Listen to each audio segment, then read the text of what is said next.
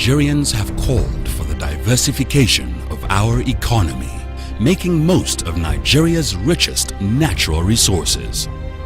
For the next 30 minutes, take a close-up look at the path toward maximizing our country's richest resources and a vision for a bright new future for Nigeria.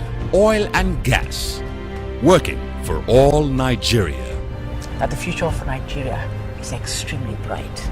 That Nigerians can do it, and more to the point, that with our combined cumulative effort, that Nigerians will indeed do it.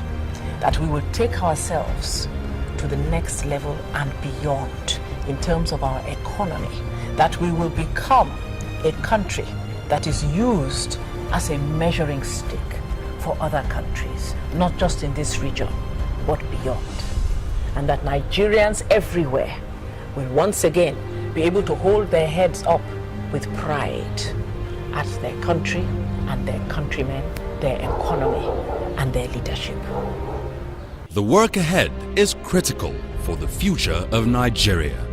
Every Nigerian will be touched by the rewards and the proceeds from the oil and gas sector, and that is our intent. Because the development of Nigerian gas and oil are at the center of our country's standing and our interests in the international economic community. As our country's history-making Minister of Petroleum Resources, Mrs. Diezani Alison-Madueke, works to advance industrialization in the oil and gas sector, and her first concern is always for the people of Nigeria. The entire gas industrialization program should produce for this country up to 1 million jobs over the next 3 to 4 years. That is absolutely incredible. And all this has been done with the strong support and direction of President Goodluck Ebele Jonathan. In less than a year, Mrs. Diezani Alison-Madueke has made gas industrialization a key priority for the fortunes of Nigeria. As the Minister of Petroleum Resources appointed by President Goodluck Ebele Jonathan, Mrs. Alison-Madueke has helped change the face of Nigeria's oil and gas sector for the good of the country. In the gas sector, President Jonathan has empowered the Honorable Minister to aggressively pursue implementation of sweeping reforms in Nigerian gas pricing. Gas-to-power pricing has been revised to more sustainable commercial levels in order to provide incentives for sustained gas supply development and growth. Under President Goodluck Jonathan's very strong directive, we at the Ministry of Petroleum Resources have ensured that the scourge of fuel scarcity has become a thing of the past. We have shown that it is possible for Nigeria to have sustainable and continuous fuel supply. For the long-term benefit for all Nigeria, the administration of President Jonathan is actively carrying forward the critical goals of the Nigerian Gas Master Plan. Its 3 key strategies are to stimulate the multiplier effect of gas in the domestic economy, to position Nigeria competitively in high-value export markets, and to guarantee the long-term energy security of Nigeria. Some time ago, as we came in over the last few months, we looked at the gas pricing regimes, gas to industry and gas to power, with particular emphasis, of course, on gas to power. And this was to ensure that the suppliers of gas, the operators who supply the gas for the purposes of power, got an adequate cost regime that they were comfortable with and that would give them an adequate return on their investment. And they were very pleased with it. It has therefore ensured that we will be able to create sustainability in the supply of gas for power. And of course, that is critical, underlying all that we do in this economy, because we must, of course, increase and stabilize our power supply. President Jonathan's team has overseen bold steps to lead gas reforms. Pricing from gas suppliers to wholesale and local distribution companies has been revised. The framework for a negotiated pricing arrangement between those companies and end-user manufacturing industries is being implemented. And new pricing arrangements will incentivize supply growth by the upstream suppliers, assuring availability of gas for the manufacturing sector. This in turn will create the platform for sustained economic growth in Nigeria. Our intention, of course, is to create a strategic framework to enable Nigerians really and truly begin to harness and enjoy the proceeds of the natural resource that is under their feet. Over the past year, under President Jonathan, the Ministry of Petroleum Resources has made great strides in implementing world-class bankable gas supply agreements for the Nigerian market.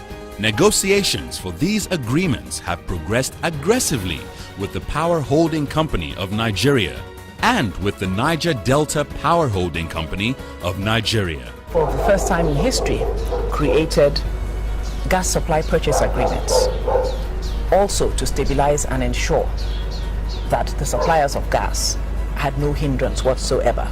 We put in place securitization for these gas payments along with the World Bank, which guarantees every supplier of gas that no matter what happens, they will be paid for the gas that they supply. We have brought back confidence into the area of gas supply and sustainability. And the administration under President Jonathan is leading a major gas-based industrialization agenda for Nigeria. Binding agreements have been signed to build 1 world-scale petrochemical plant, 2 world-scale fertilizer plants, 5 fertilizer blending plants, a methanol plant, and a liquefied petroleum gas distribution plant. We have signed binding agreements with one of the major petrochemical plant entities in the world, Zenel of Saudi Arabia, to bring in a world-scale petrochemical plant to Nigeria, the largest in sub-Saharan Africa. It will ensure that over the next 2 years, Nigeria becomes the West African hub for petrochemicals. You can only begin to imagine the impact this will have, not only on the economy of Nigeria, but on the economy of the West African region as a whole. As a result of these efforts, in a remarkably short amount of time, gas production and supply in Nigeria is at an all-time high, and achievements are being felt to change the landscape in the oil sector as well. Through refinery revitalization and domestic production of products, refineries in Warri, Kaduna and Port Harcourt are now operational. Well, as you know, traditionally we have had a lot of problems with the refineries, which are quite old at this point in time. They are not actually at full capacity. They are at this time at 60% capacity utilization, which is actually the highest they have been in recent times. But we intend to take that a notch higher. And we already have in place a very robust program for full turnaround maintenance and refurbishment of the refineries. The current administration is also focusing efforts on major repairs in the country's infrastructure to allow the efficient transport and movement of oil. The increased availability of pipelines and reduced dependence on road trucking has activated previously idle depots in Ibadan, Ore, Ilorin, Benin, Kano, and Jos. A major achievement to date of the administrative team under President Jonathan has been the enactment within the past year of the first ever Nigerian Content Act to expand local capacity. In conjunction with the act, the governing council of the board was inaugurated by President Jonathan to give all Nigerians a hand in our own petroleum resources. All Nigerians should immediately go out and get a copy of the Nigerian Content Act and peruse it very closely, because I have no doubt that there is something in it for every man and every woman, either directly or indirectly.